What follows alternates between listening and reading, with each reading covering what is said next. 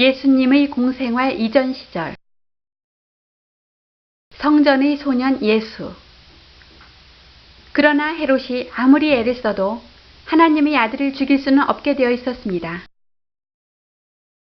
그는 얼마 가지 아니하여 병으로 죽고 말았습니다. 헤롯이 죽고 나자 애굽에 피해 있던 요셉의 꿈속에 천사가 다시 나타났습니다. 요셉아, 일어나거라. 아, 주님! 이제 아기의 목숨을 노리던 자들이 죽었으니 아기와 마리아를 데리고 이스라엘로 돌아가거라. 요셉은 마리아에게 천사의 말을 들려주었습니다. 주님의 말씀대로 고향으로 돌아갑시다. 하지만 새왕도 역시 헤롯의 아들이잖아요. 염려 말아요. 예루살렘을 피하여 나사렛으로 가면 돼요.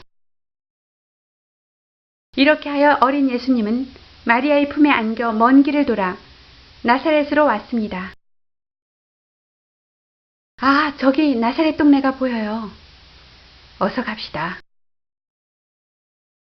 잘 돌아왔어, 요셉. 아기가 씩씩하기도 하지. 이름이 뭐예요? 어터. 예수입니다. 예수는 주께서 구원하신다란 뜻이니 좋은 이름이야. 예수님은 어린 시절은 이곳에서 보냈습니다. 주님, 감사합니다. 아멘. 예수님은 자라며 강하여지고 지혜가 뛰어났습니다. 특히 그의 마음은 더없이 맑고 깨끗하며 하나님을 열렬히 사랑했습니다. 어느덧 예수님은 12살이 되었습니다. 예수야, 올 6월절 행사에는 너도 참가해야지. 곧 떠날 준비를 하여라. 네, 알고 있어요. 떠날 준비를 했어요. 6월절이 되자 다른 많은 사람들과 더불어 예수님과 마리아도 요셉을 따라 예루살렘으로 갔습니다. 나사렛에서 예루살렘까지는 약 100km나 되어 그 당시로서는 상당히 먼 거리였습니다. 예수님은 조금도 피곤함 없이 빛나는 눈동자로 주위를 보며 걸었습니다. 예루살렘에서는 이래 동안 6월절의 축제가 진행되었습니다. 이 민족을 구원하신 주여,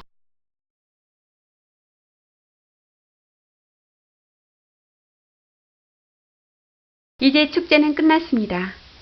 사람들은 각기 자기들 집으로 되돌아갔습니다. 사람들이 물결에 밀려 걸어가던 요셉과 마리아는 하루가 지난 뒤에야, 아니, 예수가 보이질 않아요. 친구와 어울려간 줄 알았는데. 아무리 살펴봐도 예수님은 눈에 띄지 않았습니다. 이상한 일이었습니다. 우리 예수를 못 보셨습니까? 예수야.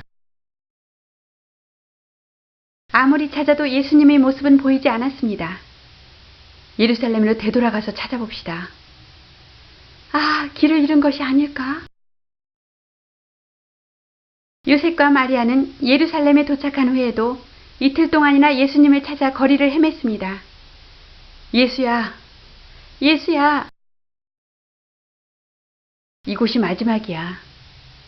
설마 지금까지 성전에서 뭘 하고 있겠어요? 소년 예수님은 바로 그 성전에 있었습니다. 그곳에서 율법학자들이 하는 이야기에 열중하여 듣기도 하고 또 그들이 대답할 수 없는 어려운 질문을 하기도 했습니다. 호, 놀라운 소년이로다. 어디서 그런 놀라운 지식을 배웠느냐? 내가 알지 못하는 것을 내가 알고 있구나. 호. 아이고 얘야, 이게 어떻게 된 일이냐? 이곳에서 뭘 하느냐? 내 아버지와 나는 너를 찾아다니느라고 얼마나 애를 태우는지 아느냐? 왜 저를 찾았습니까? 제가 아버지 집에 있어야 한다는 것을 모르셨습니까?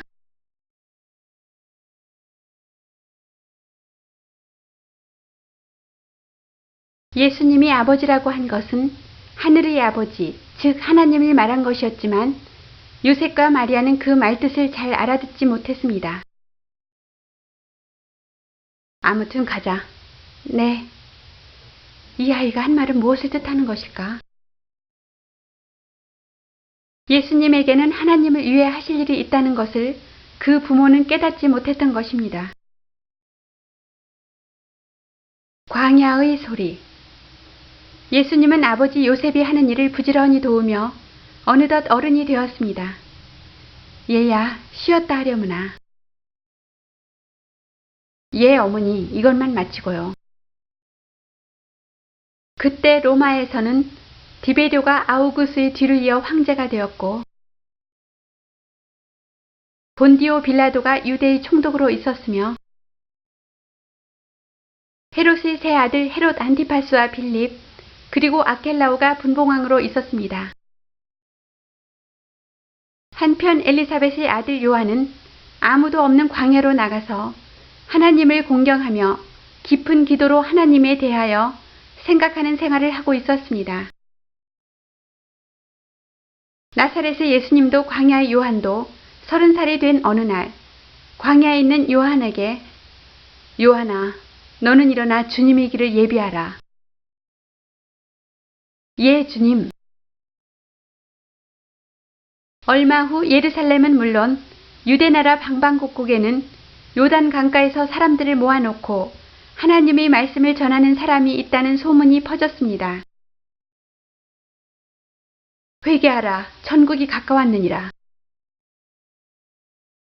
그는 낙타의 털가죽을 두른 위에 가죽띠를 맨 생김새가 거칠고 우스꽝스런 사람이었습니다.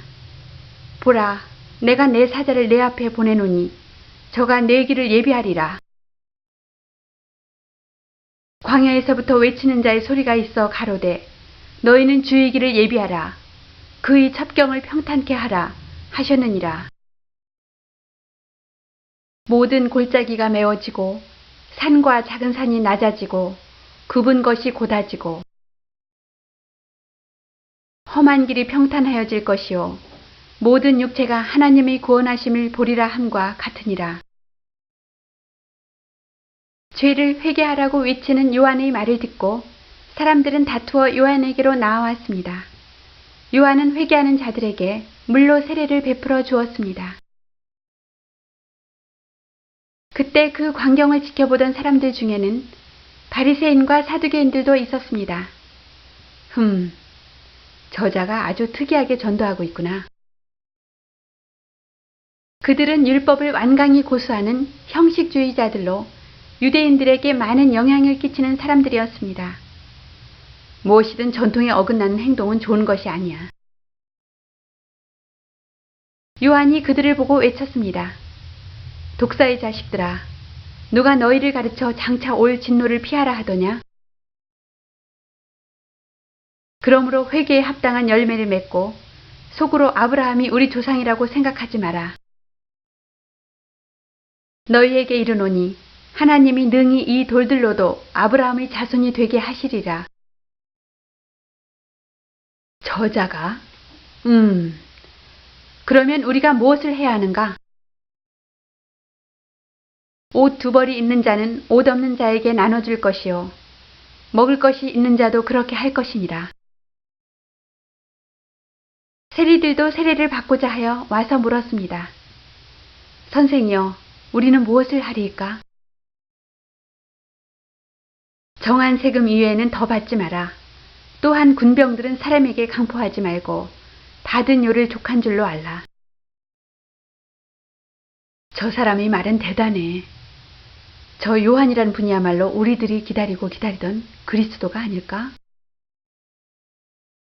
나는 너희로 회개케 하기 위하여 물로 세례를 주어 하나님을 만날 준비를 시키러 왔다. 그리고 내 뒤에 오실 분은 나보다 몇 배 더 훌륭하며 나는 그분의 신을 들고 다닐 자격도 없는 사람이요. 당신이 아니면 그럼 그분은 누구십니까? 그분은 성령과 불로 너희에게 세례를 주실 것이라. 손에 키를 들고 자기 타작마당을 정하게 하사 알곡은 모아 곡간에 들이고 쭉정이는 꺼지지 않는 불에 태우시리라. 요한의 뒤에 오실 그분이란 바로 예수 그리스도를 두고 하는 말입니다. 과연 요한은 예수님을 맞이하기 위하여 쉬지 않고 일했습니다. 요한의 말을 듣고 죄로 물든 생활에서 벗어난 사람들은 끝이 없이 모여와서 세례를 받기를 원했던 것입니다. 예수께서 세례를 받으심. 어느 날 광야에 외치는 소리로 요단 강가에서 백성들에게 하늘나라의 복음을 전파하고 있는 요한에게 요한이여, 내가 세례를 받으러 왔노라.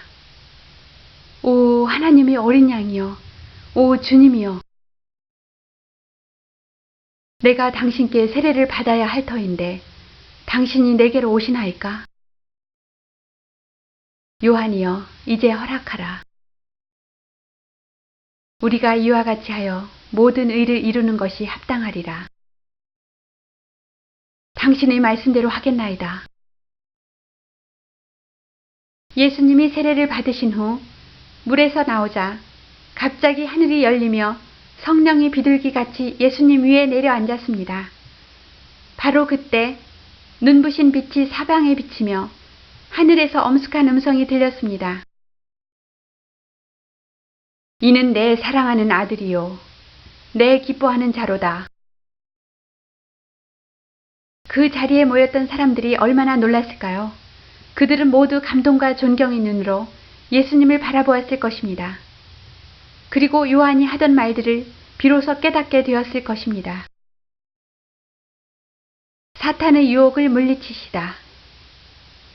예수님이 세례를 받으신 다음 하나님의 성령께서 예수님을 거칠은 들판으로 인도해 가셨습니다. 예수님은 밤낮 40일 동안을 들짐승이 우글거리는 그곳에서 지내셨습니다.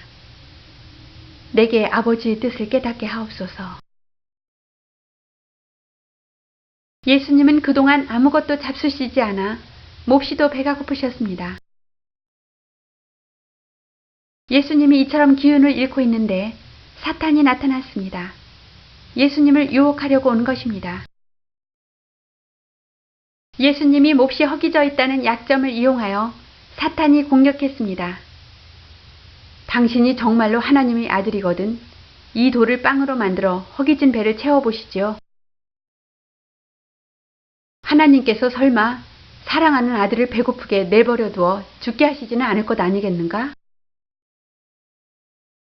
예수님은 그 말을 들으시고 하나님은 말씀하시기를 사람이 빵으로만 사는 것이 아니라 하나님의 입에서 나오는 모든 말씀으로 사는 것이라고 하셨느니라. 좋다. 그렇다면 사탄은 다른 방법으로 시험하기 위해 예수님을 예루살렘 성전 꼭대기로 데리고 갔습니다. 자, 보아라. 당신이 하나님의 아들이거든 여기서 뛰어내려 보시오. 성서에 보면 하나님께서 천사들에게 명령하여 당신의 발이 돌에 부딪히지 않도록 떠받들게 해주신다 라고 쓰여져 있지 않소? 그러나 성서에는 주님이신 너희 하나님을 떠보지 말아라 하고 쓰여 있다. 짓궂은 사탄은 예수님을 놓아주지 않고 이번에는 예수님을 높은 산으로 데리고 올라갔습니다. 자, 여기서 바라볼 수 있는 세계 만국과 영광은 다 나의 것이오. 내가 드리고 싶으면 모두 드릴 수 있소. 만약 당신이 꿇어 엎드려 나에게 절을 한다면 이 모든 것을 드리겠소. 사탄아, 물러가라. 성서에는 주님이신 너희 하나님을 경배하고 그분만을 섬기라고 쓰여 있다. 예수님이 이 모든 유혹을 물리쳐버리자 사탄도 결국 떠나버리고 말았습니다. 두고 보자. 이대로 끝난 것은 아니다. 사탄이 물러간 뒤에 예수님은 지치고 허기져서 몸을 가누기 힘들었습니다. 그러나 그때 하늘에서 천사가 내려와 예수님을 부축하며 시중들었습니다.